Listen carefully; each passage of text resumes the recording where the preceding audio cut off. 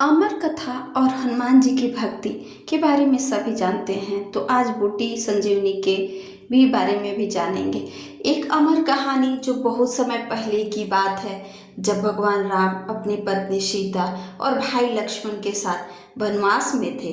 रावण ने माता सीता का हरण कर लिया था और भगवान राम उन्हें खोज रहे थे।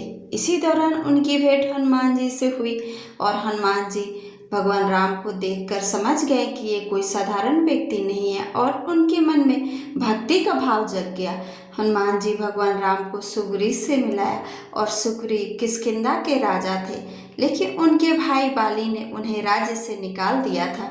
भगवान राम ने सुग्रीव की मदद की और बाली का वध किया। सुग्रीव अपनी मित्रता का वचन निभाया और माता सीता को ढूंढने में भगवान राम की मदद करने का फैसला लिया। ये उन दिनों बहुत ही एक दूसरे के लिए सार्थक सिद्ध हुए।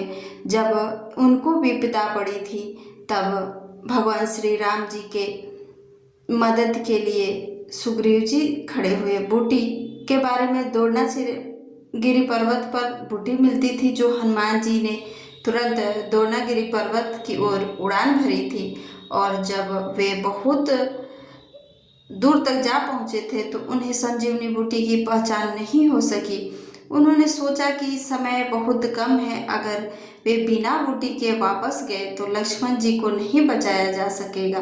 बिना सोचे समझे हनुमान जी ने पूरा द्रोणागिरी पर्वत को ही उठा लिया था और उसे लेकर पाताल लोक की ओर उड़ चले थे। वे समय पर ही लंका पहुंच गए और वैद्य ने संजीवनी बूटी से लक्ष्मण जी का इलाज किया।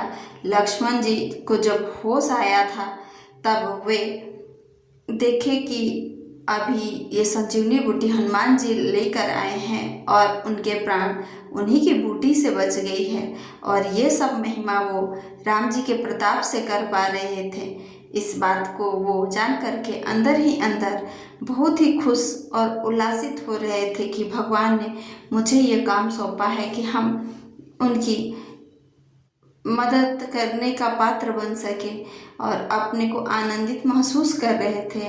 इस तरह उन्होंने लक्ष्मण जी का जान बचाया था। जब पाताल लोक की यात्रा हो रही थी तो उस समय अहिरावण, जो रावण का भाई था, भगवान राम को लक्ष्मण का अपहरण कर उन्हें पाताल लोक ले गया।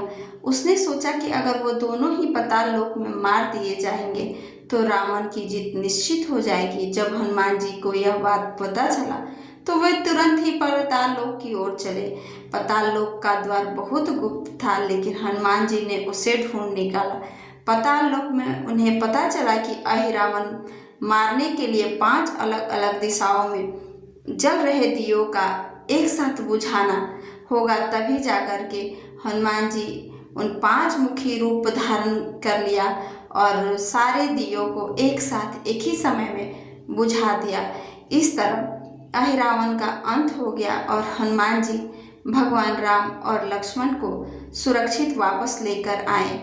ये कहानी हनुमान जी की असीम भक्ति को दर्शाता है, शक्ति और निस्वार्थ सेवा को दर्शाता है। वे हमेशा भगवान राम के प्रति समर्पित रहें और जब भी मुश्किल की घड़ी पड़ी तो उनके साथ खड़े रहें। यही कारण है कि हनुमान जी को आज भी भक्ति और सेवा का सबसे बड़ा प्रतीक माना गया है। और आज हम सभी भी उन्हीं के पद चिन्हों पर चलते हैं, क्योंकि उन्होंने इतनी अच्छी आदर्श जो हमारे समाज को समर्पित किया है कि भगवान श्री राम की सेवा करने से कितनी प्रसन्नता होती है। तो जय श्री कृष्णा, राधे राधे।